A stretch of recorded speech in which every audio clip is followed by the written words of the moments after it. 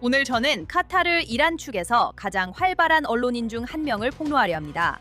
이 언론인은 카타르로부터 돈을 받으면서도 자신이 이슬람 공화국과 맺은 직업적 관계는 무시한 채 다른 이들에게만 투명성을 요구하고 있습니다. Access of Truth에 다시 오신 것을 환영합니다. 저는 에밀리 슈레이더입니다.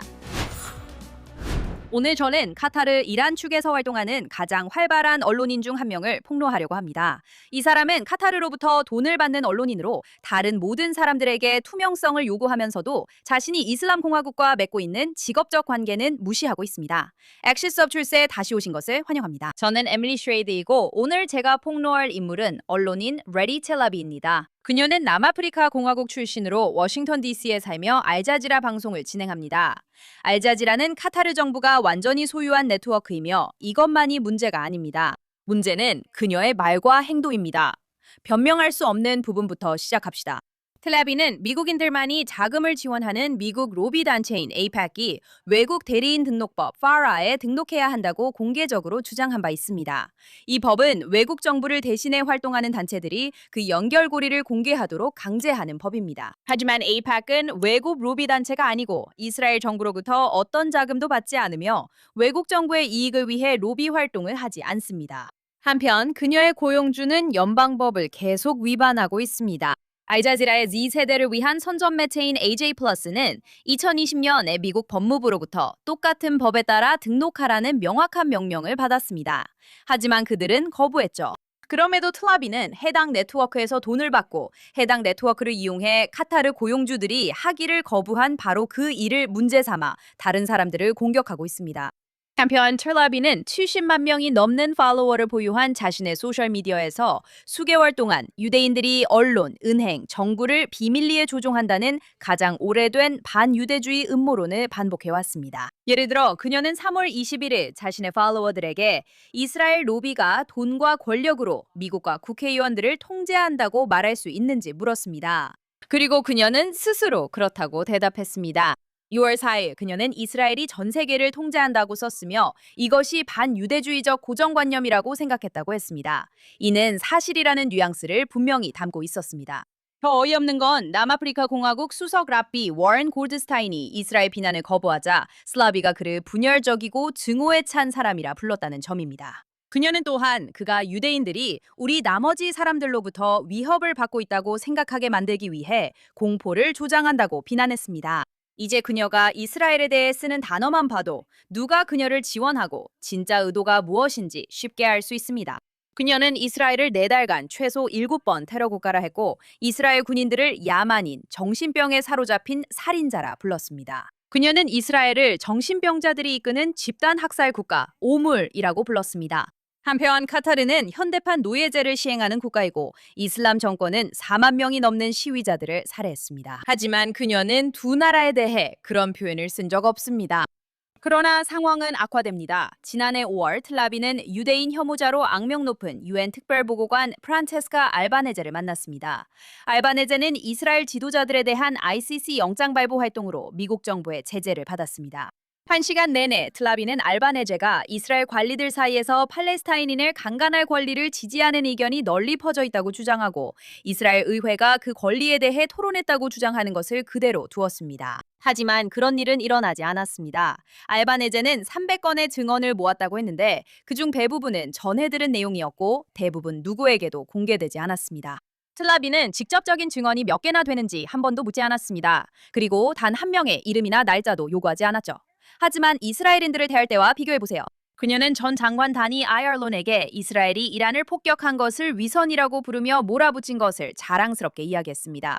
그리고 그녀가 하마스가 10월 7일에 저지른 성폭력에 대한 증언을 무시하고 싶었을 때는 법의학적 증거와 이름을 요구했고 그것들이 없다는 점에 내 말 믿어 브로라며 조롱하기까지 했습니다. 7개월 전 그녀는 넬슨 만델라 연례 강연에서 프란체스카 알바네제를 무대에서 진행하기도 했고 알바네제와의 인터뷰가 촬영되기도 전에 미국의 제재에 맞서 알바네제를 공개적으로 옹호했습니다.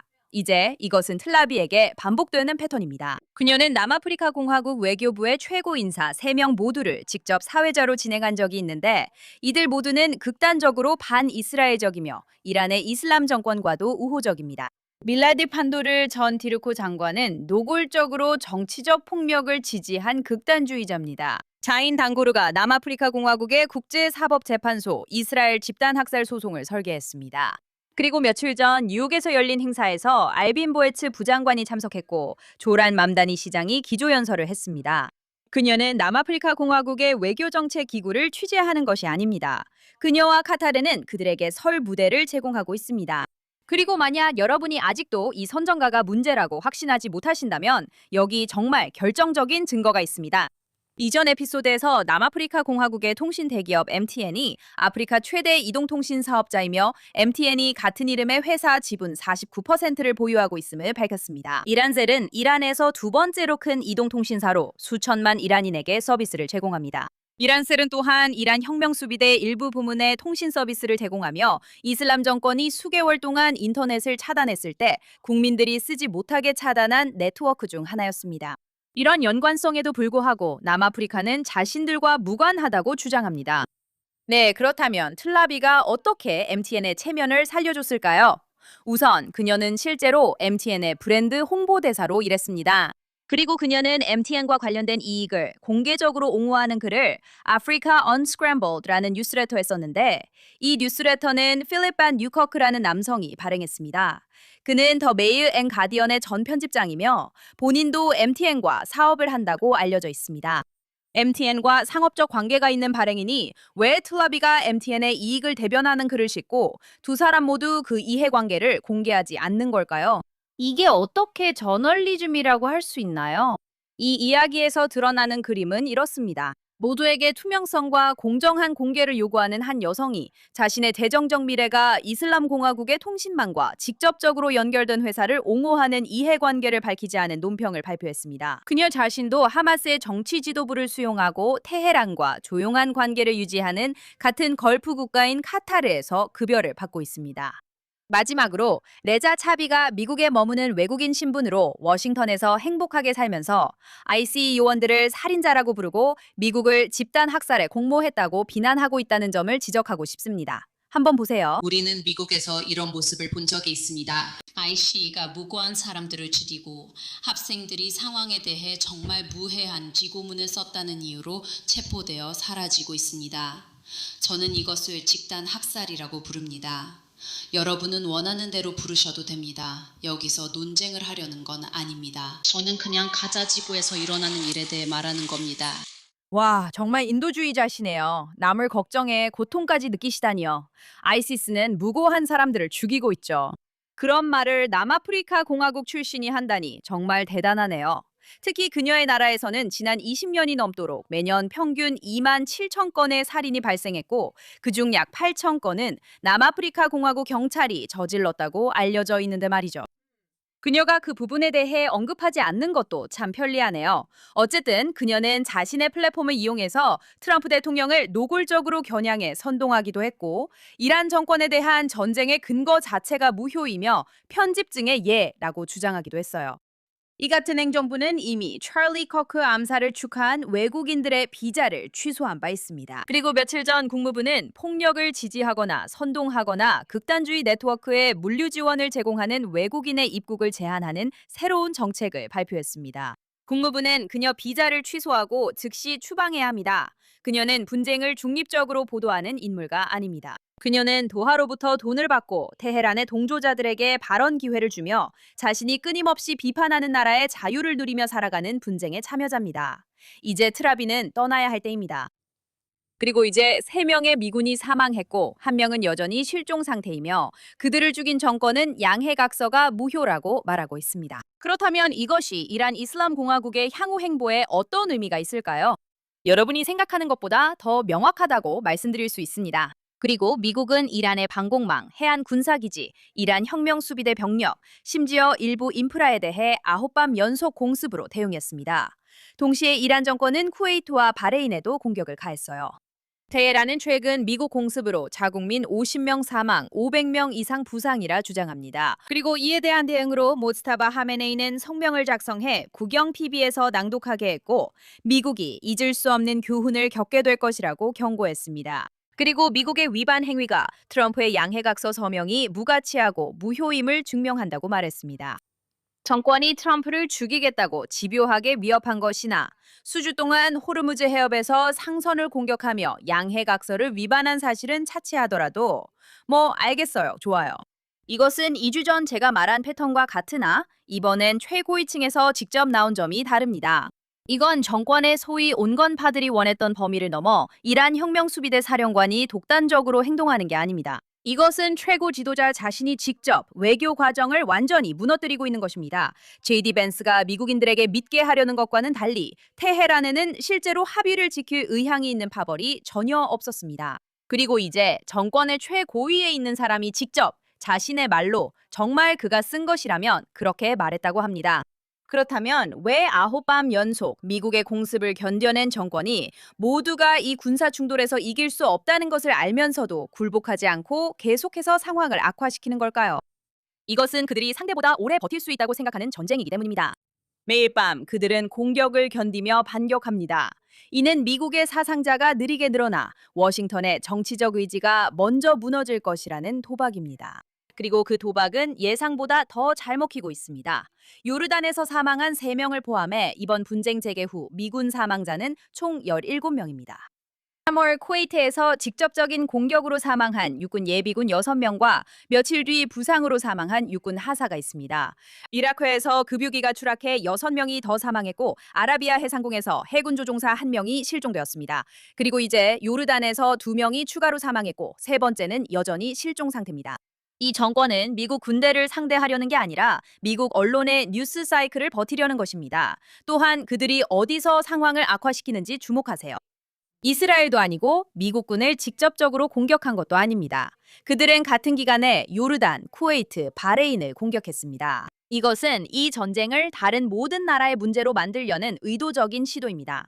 그래서 페르시아만의 아랍 국가들이 자기 영토를 지키기 위해 워싱턴에 긴장 완화를 요구하도록 만들려는 것이죠. 그들은 당신의 동맹국들을 자기 생존을 위한 로비 집단으로 만들려고 하고 있어요. 그래서 이것이 실제로 당신에게 왜 중요한지 말씀드릴게요. 워싱턴이 사용해온 전략, 즉 공격하고 반격을 감수한 다음 상황을 통제하려는 목적으로 다시 공격하는 방식은 그 정권이 미국인을 계속 죽이려는 의지나 능력을 약화시키지 못하고 있어요. 이 전략은 단지 점점 늘어나는 사상자 수와 끝이 보이지 않는 소모전만을 만들어내고 있을 뿐이에요. 17명의 미국인, 이 숨진 건 미온적 대응 때문이지 강경함 때문이 아닙니다. 이제 바꿔야 할 점이 있습니다. 이 사태를 통제 가능한 보복 갈등으로 보지 말고 실제 상황을 제대로 인식해야 해요. 자체적으로는 절대 멈추지 않겠다고 최고 지도자를 통해 직접 밝힌 정당성 없는 정권이에요. 그러니까 이스라엘에 대한 제약을 풀고 우리가 일을 끝낼 수 있도록 해야 해요. 하룻밤씩 공습을 하며 갈등을 관리하는 대신 이 정권의 지도부를 제거해야 해요. 탄도미사일을 발사하는 발사 지점만 공격하는 것이 아니라 포위망과 이란 혁명수비대 지휘체계 자체를 직접 겨냥해야 한다는 뜻이에요.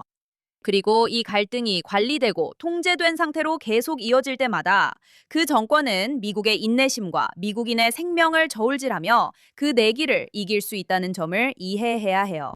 그 정권이 강한 게 아니라 인내심이 강할 뿐이며 우리가 계속 허용할 때만 전략이 되는 거예요. 이제 좋은 소식, 나쁜 소식, 그리고 최악의 소식으로 넘어가겠습니다. 먼저 이번 주 나쁜 소식부터 말씀드릴게요. 좌파와 우파 모두에서 여러 유명 인사들이 비판을 피하는 고전적인 방법을 다시 유행시키고 있어요. 바로 유대인들을 탓하는 거죠. 이번 주에 JD 벤스는 조 로건에게 자신이 이란 양해각서에 대해 비판받는 것은 실제로 이스라엘이 벌이는 외국의 영향력 행사라고 말했어요. 그는 이스라엘 정부가 매우 은밀하고 엄청난 자금을 지원한다고 주장했죠. 한번 들어보세요. 미국에는 이 합의를 공격하기 위해 돈을 받고 활동하는 특정 인플루언서들이 있습니다. 저는 분명히 이 협상을 방해하고 합의를 무산시키려는 매우 은밀하고 엄청난 자금이 지원되는 캠페인이 벌어지고 있는 것을 보셨을 거라고 생각합니다. 그리고 아시다시피 어제 나온 타임지 기사도 있었습니다. 친구가 저에게 그 기사를 보내줬어요. 읽어볼 만한 기사인데 그 기사에는 트럼프 캠프 출신 인사에게 돈을 받은 여러 사람들이 나와 있습니다. 그리고 그 트럼프 캠프 인사는 이스라엘 정부 내 특정 인물들에게서 돈을 받은 사람이죠. 그리고 그 사람들이 저를 맹렬하게 공격하고 있습니다. 제가 대통령이 나라를 위해 설정한 협상 목표를 달성하려고 노력했다는 이유로 말이죠. 그들은 집요하게 저를 공격하면서 우리가 이란과 협상해서는 안 된다고 말합니다. 군사작전을 무기한 계속해야 한다고 주장하죠. 그것이 그들의 명확한 입장입니다. 안타깝게도 JD 벤츠만 그런 것이 아닙니다. 소위 워크 우파 논객 메긴 켈리는 반이스라엘 입장 변화로 비판을 받고 있으며 그녀의 쇼에 돈으로 영향력을 행사하려 한 쪽은 오직 이스라엘 측 인사들뿐이었다고 밝혔습니다. 그리고 이것이 그녀의 음모론적인 수사입니다. 당신이 X에 가든 인스타그램에 가든 틱톡에 가든 이스라엘에 의해 조종당하고 있는 것입니다. 그들만 그런 건 아니나 그들이 가장 큽니다. 네, 사실 그건 재정적으로나 도달 범위로나 계정 수로나 전혀 사실이 아니에요. 하지만 놀랍지도 않아요. 메긴 켈리는 아무것도 모르니까요. 그리고 트럼프의 소셜미디어 고문인 알렉스 브루사위츠도 있는데 그는 카타르와도 이상한 연관이 있어요. 그는 이스라엘 정부의 영향력을 원하지 않는 미국인들을 반유대주의자라고 부르는 것은 통하지 않을 전술이라고 말했어요. 정말 아이러니하죠. 그는 몇 주간 유대인, 이스라엘인, 이란인 계정이 양해각서 비판했다고 봇이라고 몰아괴롭혔어요. 이제 미국 참전용사들을 포함한 수백 개의 계정이 그와 상호작용한 직후 조직적인 비정상 행동을 했다는 이유로 의문의 정지 처분을 받았어요. 그들이 했다고 비난하던 바로 그 행동이죠. 이건 특정 거래나 부통령 문제가 아니라 하나의 패턴이에요. 논리적으로 이길 수 없을 때 상대가 이스라엘로부터 돈을 받는다고 주장하는 거죠. 며칠 동안 헤드라인이 이어졌지만 이스라엘이 양해각서에 대한 비판을 조작했다는 증거는 단 하나도 나오지 않았어요. 존재하는 것은 미국 법에 따라 페라에 정확히 제출된, 공개적으로 공개된 이스라엘의 커뮤니케이션 계약뿐이에요. 한편 카타르는 미국 대학에 수십억 달러를 쏟아부어 투명성 없이 미국 내 대학 자금의 최대 해외 공급원이 되었어요. 참고로 비판을 받는 것과 입막음 당하는 것은 같은 것이 아니에요. 그리고 미국 부통령이 그 차이를 구분하지 못한다면 그건 분명히 이번 주에 나쁜 소식이에요. 그리고 이제 추한 소식인데 뉴욕시의 시장이 미국 땅에서 이스라엘 총리를 체포하겠다고 위협하고 있어요. 그걸 어디 한번 해보라고 하죠. 한번 보세요. 저는 네타냐후 총리가 헤이그에 가야 한다고 생각합니다. 그는 국제형사재판소에 의해 기소된 전범입니다. 그리고 여러분이 알게 될 것은 그의 행동이 지난 여러 해 동안 초래한 일들 때문에 많은 사람들이 같은 의견을 가지고 있다는 사실입니다. 저는 또한 뉴욕시에서 우리가 가지고 있는 법을 따르겠다고 말했습니다. 왜냐하면 우리 도시를 이끄는 지도자로서 법을 따르는 것이 중요하다고 믿기 때문입니다. 그리고 그것이 제가 실천할 계획인 일입니다. 무슨 뜻이죠? 죄송하지만 그게 무슨 의미인지 잘 모르겠어요. 그 말은 뉴욕시에서 법이 저에게 허용하는 범위 내에서만 행동하겠다는 뜻입니다. 하지만 그 목적을 위해 저희가 임의로 법을 만들지는 않을 것입니다. 법적으로 허용되는 것은 무엇인가요? 그 부분은 저희 법무팀과 적극적으로 논의 중이며 우리 시에서 어떤 가능성이 있는지 검토하고 있습니다. 이 사람 정말 바보 같아요. 그의 말을 듣는 것만으로도 고통스러워요. 그는 진짜로 자신이 국회의원이라도 되는 줄 아는 것 같아요. 야, 이건 네가 뉴욕시장으로서 할 일이 아니야. 조 헤이리 맘다니는 이번 주말 뉴욕타임스에 그의 행정부가 9월 유엔 총회에 참석하기 위해 베냐민 네타냐후가 뉴욕에 오면 그를 체포할 수 있는지 적극적으로 검토하고 있다고 말했어요. 이건 미국에서 가장 큰 도시의 시장이 전쟁 중에 미국에 가장 가까운 중동 동맹국에 민주적으로 선출된 지도자를 체포하겠다고 말하는 거예요. 마치 그게 자기 직무와 관련이 있는 일인 것처럼요.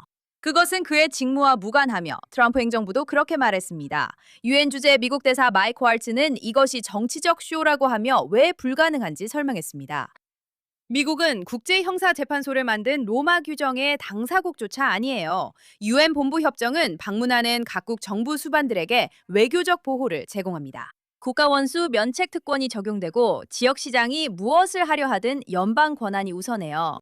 네타냐후 본인도 라디오에서 맘다니가 하마스를 옹호하고 이슬람 정권을 변호하며 속으로는 미국을 싫어한다고 말했어요. 솔직히 우리가 방금 들은 걸 생각하면 반박하기 어렵네요. 결국 이 일이 있기 몇 주 전만 해도 국무부가 개입해서 맘다니 행정부의 고위 관리와 이슬람 공화국의 유엔 대사와의 예정된 회의를 중단시켜야 했어요. 네, 뉴욕시 시장실이 현재 미국 군인을 죽이고 대통령 암살을 모의하는 정권을 대표하는 외교관과 만남을 시도했던 거예요. 그리고 연방정부가 직접 개입해서 이를 막아야 했어요.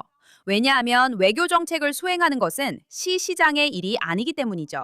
그리고 몇 주 후 같은 시장이 이스라엘 총리를 체포하겠다고 말하고 있어요. 이 사람이 뉴욕시에 대해 정말 신경이나 쓰는 걸까요? 아니면 이 사람의 존재와 공적인 모습이 모두 이스라엘 국가에만 집중되어 있는 걸까요? 그리고 이번 주를 긍정적으로 마무리하면서 실제로 제가 보면서 정말 기뻤던 소식인데요. 변태이자 성범죄자인 앤드류와 트리스튼 테이트가 마침내 토요일에 마이애미에서 미국 연방보안관에 의해 체포되었습니다. 영국의 요청으로 비공개 영장에 의해 체포된 것입니다. 그리고 그 혐의들은 결코 가볍지 않습니다. 앤드류 테이트는 현재 42건의 별도 혐의로 기소되어 있는데 여기에는 강간 7건, 성매매 목적 인신매매 3건, 폭행 3건, 그리고 아동 음란물 및 극단적 포르노와 관련된 19건의 추가 혐의가 포함되어 있습니다. 트리스탄 테이트 역시 강간, 성폭행, 인신매매 등 17건의 혐의로 기소되었습니다. 영국 검찰에 따르면 2010년부터 2017년까지 이 혐의가 이어졌으며 최근 4명이 추가 증거를 제시해 피해자가 총 7명이 됐다고 합니다. 이 두 남성은 온라인에서 수백만 명의 젊은 남성들에게 자신들을 알파 남성으로 내세우며 미디어 제국을 세운 인물들이라는 점을 기억하세요. 하지만 그 이면에서는 인신매매와 학대 행위를 벌였다는 의혹을 받고 있습니다. 이들은 루마니아에서 수년간 책임을 회피해왔고 지난해 2월에는 매우 의심스러운 상황에서 여행 제한 조치가 해제되자마자 전용기를 타고 곧바로 플로리다로 날아갔습니다. 루마니아 외무장관은 트럼프 행정부 관리가 이들 사건에 관심을 보였다고 밝혔는데 그게 무슨 뜻인지는 모르겠네요. 두 사람은 계속 트럼프를 공개적으로 지지해왔습니다. 한동안은 그게 정말로 이들에게 보호막이 되어줄 것처럼 보였지만 결국 그렇지 않았어요. 미국 연방보안관이 어쨌든 나타났으니까요. 그리고 지금 그들은 마이애미 법정에 앉아 59개의 혐의와 본격적인 송환 공방에 직면해 있습니다. 그리고 이 문제는 피고인이 누구를 지지하든 실제로 여성 인신매매와 성폭력에 관심이 있는 사람이라면 누구에게나 쉬운 결정이어야 해요. 영국은 사법체계가 잘 작동하는 가까운 동맹국이에요. 혐의는 심각하고 구체적이에요. 그리고 이 정권과의 정치적 친분이 그런 범죄에 대해 결코 면죄부가 되어서는 안 돼요. 이 사람들을 런던으로 보내 영국 배심원단이 결정하게 하세요. 그들이 감옥에 갇히길 바랍니다. 이번 주 쇼는 여기까지입니다. 다루길 원하는 이야기가 있다면 언제든 보내주세요. X나 인스타그램에서 에밀리 인 텔아비브를 팔로우 해주세요. 다음 주 JNS에서 만나요.